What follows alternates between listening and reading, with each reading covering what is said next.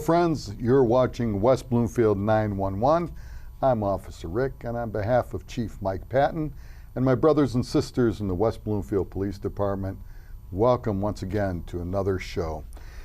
We have a very special guest today, someone that I'm meeting for the first time face-to-face. We've spoken on the phone numerous times, but never face-to-face, so it's good to put the face with the voice. J. Michael Lenninger with the American Red Cross, Southeastern Michigan Blood Region, and you are the account manager. I am. Well, thanks very much for being here. Thanks for having me, Rick. All right, well listen, don't leave. We're going to do a segment don't run away. I can't chase you anymore. We're going to do a segment called the Corner Spotlight, where we highlight a individual who works for the police department. So folks, if you look at the screen, you will see on there Police Cadet Alex Harold.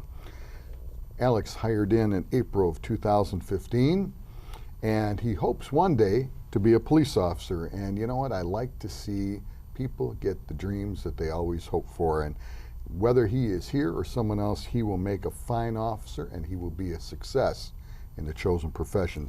But I hope it's here, and I know he does as well. He doesn't have any other law enforcement experience as a police officer, but he did do an 18-week internship with the U.S. Marshal Service in Detroit, and that had to be very interesting. And right now, Alex is currently assigned to midnights, so I don't see him much. And you know what? If I do see you on midnights, it means I made the chief mad. So Alex, unless you come to days, I really don't want to see much of you. No offense. His favorite food, sushi. And you know what? I like sushi as well. And actually, I'm not bad with the chopsticks, and I'll bet you're pretty good with it yourself. He likes to read periodicals. Particularly, he loves to read Motor Trend magazine, and his favorite movie consists not of a single movie, but he loves comedies. And but music, his tastes are quite eclectic. He said he loves all music, and sounds like my kind of guy. When I asked him about his accomplishments and hobbies that he was particularly fond of, he said he's particularly proud of the fact that he paid his own way through school to get his undergraduate degree, and that's quite an achievement, and that's something he is to be proud of. And he's kind of a self-made man, and he said he built his own custom vehicle, a 1993 GMC four-door with a Corvette rear end and with BMW wheels. He said it was really tricked out and was very different. You know what? He is a self-made man, and he's also very good with using his imagination in the motor cars. And that vehicle took second place at the 2012 Autorama in Detroit. So kudos to you, Alex. That's something to be proud of. And then he sold that vehicle to pay for school. So he is a self-made individual. And upon graduation, he then bought himself a present, a 2006 GTO. I can tell you really like those cars, Alex, and I can't wait to see what that one's like when you get done with it. When I asked him about a quote that he likes, one life, one chance. If you're going to do it now. I think that's something to live by. It's very interesting and something that fits your personality as someone who does things on his own, and we're proud to have you here. I think you'll be a great police officer one day, so keep up the good work. Keep your eye on that goal. We're going to turn the corner spotlight off on Cadet Alex Harold. And Alex, I'll see you in the barn. Folks, we're going to talk a little bit. We've been talking about Law Enforcement Week and remembering police officers. So our law enforcement fact of the day is, for this day, I bet you didn't know that President Bill Clinton in 1994, under Public Law 103-322, ordered that all American flags to be flown at half-staff on Peace Officers Memorial Day, which is May 15th. We want to thank President Clinton for that. I think it's appropriate, and I think it's necessary to remember all those great American heroes whose lives have been lost in the line of duty. And we do that for our military, rightly so. And I think it is also appropriate to do that for our law enforcement officers, and President Clinton felt that way as well. So we thank you, Mr. President. So that's our historical fact of the day. Folks, don't go away. We'll be right back with Mr. J. Michael Lenninger, account manager for the American Red Cross Southeastern Michigan Blood Region. Come on back. Good deal. You're watching West Bloomfield 911 on Civic Center TV, a service of the Greater West Bloomfield Cable Communications Commission. For more information or to watch episodes on demand, visit civiccentertv.com/WB911. Civic Center TV, television that's close to home. The West Bloomfield Police Foundation raises money to help those who protect and serve the community.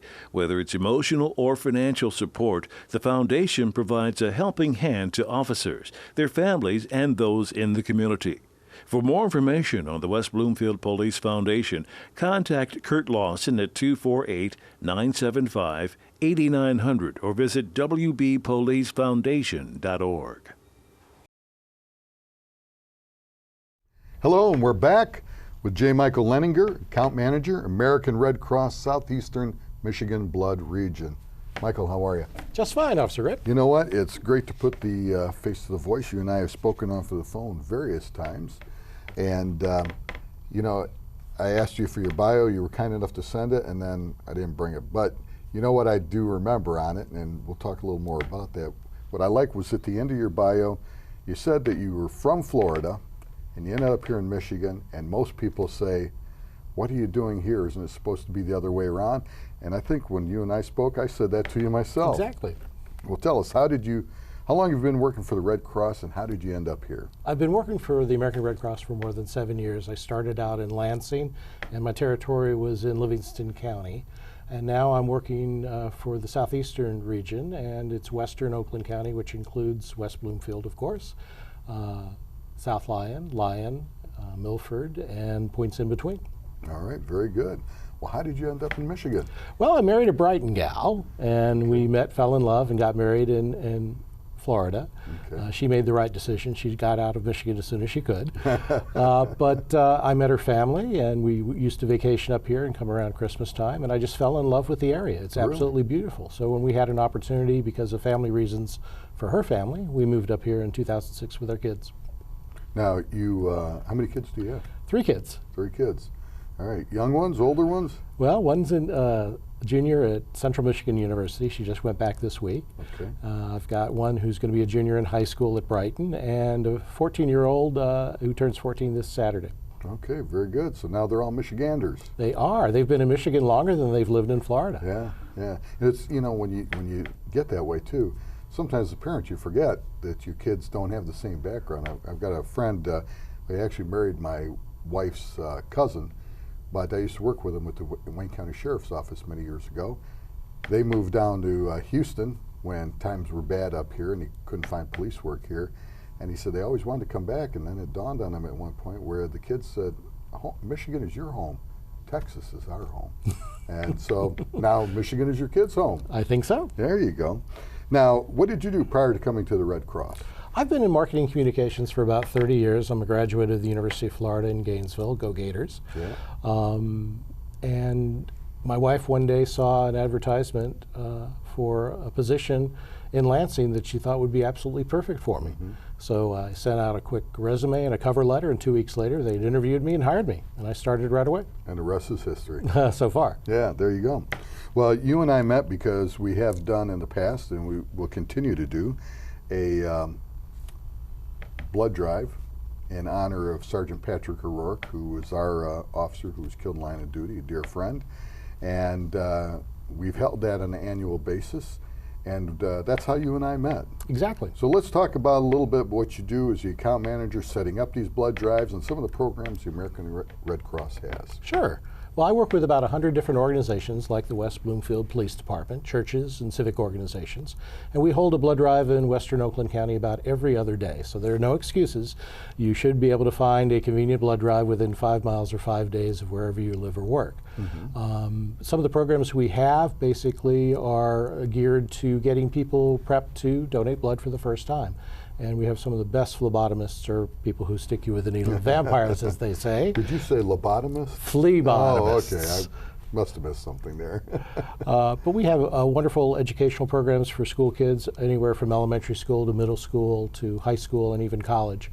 And coming up in December, we'll have something called Leaders Saving Lives, where a high school student or a college student can actually run a blood drive for us and earn a $50 gift card and a chance for a national scholarship. Mm-hmm. Very good. Now, is that difficult to get people started in giving blood? It is. In high school, it's not as much because they're pretty much willing to do anything to get out of class. But we want them to have a very good experience the first time that they donate, so we take extra time with them to explain what's going on. But this is a perfect opportunity this fall to actually donate blood for the first time. The last 2 times I've donated blood here in Southeastern Michigan, I never even felt the needle going in. Yeah. Can't promise that'll happen for everyone. But it's a good thing. It's actually very healthy, especially for men, to donate blood. And we ask you to give 4 times a year. Now, why is it particularly healthy for a man? Well, we have a tendency to kind of build up iron in our systems. Okay. So we can determine if there is a problem by testing the blood. And there's a lesser risk of heart attack and stroke for men who donate blood on a regular basis. Really? Yeah. Oh, I didn't know that. Yeah, some reports that were done in Lancet magazine over in England reported that. Okay. And I always feel better when I donate blood, as my mother used to say. She, it gave her a little bit of a high. Yeah. And, you're doing something good for someone else. Right, absolutely. Okay, if I want to donate blood, how do I go about doing that? Well, first you have to find a blood drive, and there are about 15 different ways you can do that. Okay. You can check online at redcrossblood.org. We also have a wonderful app for both iPhone and Android devices that you can download, and it will scour the area for the closest blood drive in a radius. You can also call 1-800-733-2767, and they'll tell you exactly where the nearest blood drive is. Good. Now, what's the process for someone that's, brand new? What do they do at that point? Once they find a place and they build up the courage if they're a little worried, what do they do about going in there and giving blood? How do they go about that? Well, there's some preparation they need to do, Rick. First, they should probably have a good meal at least an hour beforehand. Okay. We ask that they drink plenty of water and avoid caffeine as much as possible. And they need to bring a photo ID. To qualify just for the initial interview, you need to weigh at least 110 pounds and be in general good health. I think I fit that. We always have people saying that I have no problem fitting that either. Yeah. As long as you're healthy and you have your photo ID, then we'll ask you some additional health questions to determine whether you're eligible to give blood and it's safe for you to do so. Okay. Now, if someone wants to try to find out ahead of time so they don't, let's say, waste their time driving down if they're not eligible to give blood, can they find that out ahead of time? Oh, it's great. They've got a whole section on redcrossblood.org where they will keep that updated. But you also have a toll-free number you can call anytime 24/7. It's 1-866-236-3276. And they will advise them whether they are allowed to give blood or not. Yeah, I had a gentleman at a presentation one time said he'd had a bone marrow transplant and wasn't sure if he was eligible. So we called right then and there, and he'd happened to have it 10 years before, and it was for throat cancer. He was now cancer-free, and I'd never had that question before. And they said, yes, certainly, as long as you're at least a year from cancer treatment and you're cancer-free, you can donate blood with a bone marrow transplant. Now, anyone that would have may have doubts due to health conditions or travel to different countries, because sometimes those are part of the parameters and whether they can get blood or not, correct? That is correct. It would pay to maybe check ahead of time, because sometimes those standards by the federal government change, correct? They do. For example, malarial risk areas. We really can't tell if someone has malaria or not. It can kind of hide in the body for up to 6 months after they've been bitten. So those change frequently, but you can call that same donor hotline, 866-236-3276, to inquire. If you have any medical conditions that you're concerned about, you can call that number or actually show up at the blood drive and ask one of our nurses. Now, for someone that might be concerned, because times have changed over the last 30 years, and people, of course, have been able to give blood to organizations that aren't the American Red Cross. What does American Red Cross do to assure that, the process is safe for individuals and the blood is safe?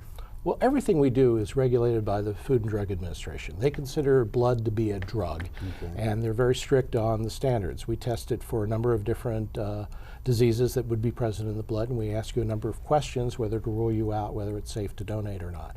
So we come up with new tests every day, but the most important thing is to be honest when you're answering your health history questions. Right. And how long does it take? Once I come down there and I'm ready to be offer my blood, and in people who may have certain health conditions, still can give blood if Certainly. they're diabetic. If your blood sugar is under control, or you think it is, Yeah. you can donate blood. Even if you have high blood pressure medications, you can donate blood. Very few medications that you have to be on that you would not be able to donate blood. Typically, they're blood thinners. So you do like that sweet stuff. We do. All right, And you very get juice and cookies afterwards also as Now a there treat. you go. Well, that's worth coming down for by itself. Yeah, that's the number one reason why people come. It's free juice and cookies. There you go. I know. Sign me up. All right. Now, how long does that take for someone to come down and get Sure. blood? The process itself, if everything's running smoothly, takes about an hour. But I always ask people to allow an hour and 15 minutes from start to finish. With an appointment, you should be able to get in and out a lot easier than if you just walk in, because you probably will have to wait for the people with appointments who are Right. given priority. Rightly so. Yeah, but starting this fall, great thing is we're going to actually be doing online pre-registration called the Fast Pass, and you'll be able to read the material that you ordinarily would read prior to going into the health histories and take care of that ahead of time, so that could save you 10 or 15 minutes. Very good. Now, let's say I'm not just a donor, but I want to set up a blood drive. Oh, perfect. How do we go about doing that? Well, you can call me directly, but the easiest way is to go to redcrossblood.org and fill out a film for hosting a blood drive, and it'll be directed to the appropriate account manager for the territory that you're in. But typically we're looking for civic groups, organizations, churches, schools who have at least 100 people who think they can get at least 35 people to sign up to donate blood, and then we'll give it a shot. Very good. Now, how many blood drives? You said that in Oakland County, for instance, you do quite a few. We do. How many blood drives does your area in the Southeast Michigan, how many do you hold a year? Gosh, I haven't looked up that statistic Well, you lately, don't have to be but exact, but I it's mean- about 170,000 pints of blood a year. really? I'm personally responsible for collecting 50 gallons a month in my territory. Wow. So if you figure the average blood drive size is about 30 will go into 170,000. That'll tell you the number of blood drives we have. Usually Let me between get my calculator. calculator will figure that out. Usually 15 to 20 a day, and 2 on Saturdays sometimes, and 4 or 5 on Sundays. I know when we did that the first time, holding the blood drive in honor of Patrick, it was amazing to me how you brought everything in, and because when I had given blood in the past, I usually went to your own Red Cross donor center. Yeah, fixed site. Everything, yeah, everything was all set up. But man, you guys, you've got it down to a science where they bring in the tables, they bring in the all the blood pressure equipment and everything else, all the computers, and it was pretty amazing to see how those folks work. They've got it down to a science. It's like a MASH unit, the Mobile Army Surgical Hospitals. That's right. We come in, we get out. It takes us about 8 hours for the entire process. Yeah. Now, if someone wants to call you or call the American Red Cross, you have other programs besides donation of blood. Certainly. What are some of the other things you guys do as far as, well, let's stick with at first, aspects or parts of the body that one can donate that you guys handle? Donations, as in parts of the body? I'm not. I mean, you do like platelets and stuff. Oh, you know, yes. that's Okay. fine.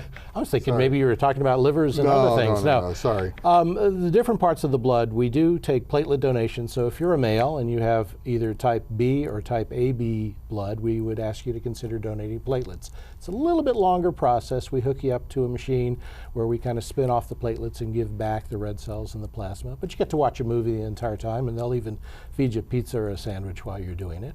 We also have something called double red cells, and that's where we take out 2 units of red cells with an automatic equipment that we have, and give back the plasma and the platelets. And you can do that up to 3 times a year, about every 4 months or so. So even in spite of, let's say, donating whole blood, you can do those other things in between, or does it not work that way? I've actually done all things, including donating plasma when I was in college. So the trick is to time it appropriately. I'm a platelet donor, but I just gave whole blood, so I have to wait 8 weeks before I can give again, either whole blood or platelets. Okay. So typically I'll do platelets, wait a couple of weeks, platelets, wait a couple of weeks, do platelets, then do whole blood, and then repeat the process. Okay. And you mentioned giving plasma. What's the difference? Well, plasma, normally we do that when we're doing the platelet donations. We don't have a direct plasma pheresis type of drawing. But typically, if you give whole blood, we'll separate it into those 3 components of plasma, red blood cells, and platelets. Okay. And I think it's important to let people know the Red Cross does not pay for blood, correct? No, we get reimbursed for simply the costs of collecting, storing, testing it, and distributing it. It's a reimbursement type of system. So whatever you're charged by your insurance company is what you and the hospital have done. Okay. And so if someone's looking to earn a little extra money, Red Cross is not the place to go. No, that's not the best place. Okay. Now, what else do you guys offer? You can give blood, platelets, plasma. What else do you guys do? I know you do some educational things. Certainly. Why don't you go through some of that? Well, I'll go through. The Red Cross is a wonderful organization. It's been around since the 1800s. In fact, one of the first disaster services that we did was in Michigan in the UP when we had a fire in the 1800s. Really? And they provided relief for that. But a lot of people know the Red Cross for their life-saving classes, Sure. CPR. I actually was a lifeguard and a water safety instructor. Oh, no kidding. Safety was my middle name. Oh, there you Back when I was younger and probably 100 pounds less. Well, let's not go there. We do armed forces communication, which is one of the most interesting things that we do. Now, what does that mean? Armed Forces Communications is any service man or woman who's deployed overseas. If they have an emergency back home, the Red Cross is the only congressional authorized organization to provide emergency leave for those service people. Oh, no kidding. So let's say that your mother's sick and on her deathbed. We can contact you usually within 24 hours, confirm that that's happening, and arrange for you to come back home. Oh, my. So if you see these events where kids are surprised in their schools, the Red Cross has had a hand in that. Oh, that's wonderful. That's wonderful. Now, I know you guys have taught, like you said, CPR, first aid. Now, if someone is interested in contacting Red Cross for that, do they come to you, or do you guys go to locations for that? We do a combination of things. The best way to actually find out whether there's a class nearby is to go to the General Red Cross website, redcross.org, and do a search by zip code or for the type of class that you're looking for. We actually offer CPR for pets. We offer, no kidding. Yeah, we do babysitting for kids. My daughter went through that. She's only had one babysitting job since, but a lot of different classes. Too much like work, right? She's a little shy in Yeah. promoting herself, Okay. it is. But we offer a wonderful... Kind of takes after her father, right? Oh yeah, she's extremely shy like I am. And now the CPR for pets, is that geared towards like cats and dogs? Cats and dogs, exactly. I mean, pets are family members too. I mean, you can get a sticker to put on the front of your house to let people know if you've got animals inside that need to be rescued in case of a fire. And it's always good to know what to do in case that, they become overcome by smoke or other things. Right. And it's funny because we used to teach, the babysitting class and stuff like that. And we tell them, well, you got to take care of your pets as well. They are. But don't risk your life for the pet. They can No. be replaced. You can't. But yeah, if we can, we'll try to get there and take care of them as well. What? Well, you've been doing this for 17 years. There's gotta be- 7. I'm sorry. I hope You to did say retire in a few 7, years yeah. too. Now, what are some of the interesting things maybe you have seen in your position that might, or humorous things you'd like to share regarding this? Oh gosh, you're putting me on the spot for humorous kind of things. Or it can be interesting. It doesn't have to be humorous. It could be something unique and interesting, or something you particularly touched and said, you know what, this makes it all worthwhile. Well, the story of Nolan Sakina comes to mind. Nolan was a 5-year-old boy in Brighton who one day came home from playing baseball and he was just a little bit tired and he had spots on his skin. And the mother took him to the pediatrician, and the pediatrician examined him and sent them straight to C.S. Mott's Children's Hospital. And there they diagnosed him as having ALL leukemia at the age of 5. He then, his family got in support with him, and he had to receive numerous blood products. Today, he's a healthy 8th grader, doing a wonderful spokesperson for the Red Cross. In fact, he was on television not too long ago talking about his experience and encouraging people to give blood. Excellent, excellent. We only have a minute here. Michael, Sure. Make your pitch for the Red Cross, inviting people to come out and donate blood or whatever else they can donate. Less than 5% of the population donates blood, so I'm asking every red-blooded American, if you weigh at least 110 pounds and are healthy, to come out and try donating blood at least once. If everybody who is eligible to donate blood just gave one time a year, we'd never have a shortage, we'd never have to host any new blood drives. Most people only give once or twice a year. I ask them to give 3 or 4 times a year. Think of it this way. Do it quarterly, as the seasons change, every 3 months or 3,000 miles, There you go. give blood. And it's an investment in your community and in humanity. It is. Well, Michael, we appreciate you being here. Folks, we would like to remember a fallen officer. So if you look on your screen, we are going to remember today Officer William M. Landers from the Kentucky Central Railroad Police Department, who was killed in the line of duty on July 30th, 1870. We are remembering Officer Landers because he was the first known railroad police officer to die in the line of duty, and since then over 200 railroad officers have been killed. Many people don't even know the railroad police exist, but they perform the same function we perform, but they work for the railroads and they are certified just as we are as police officers.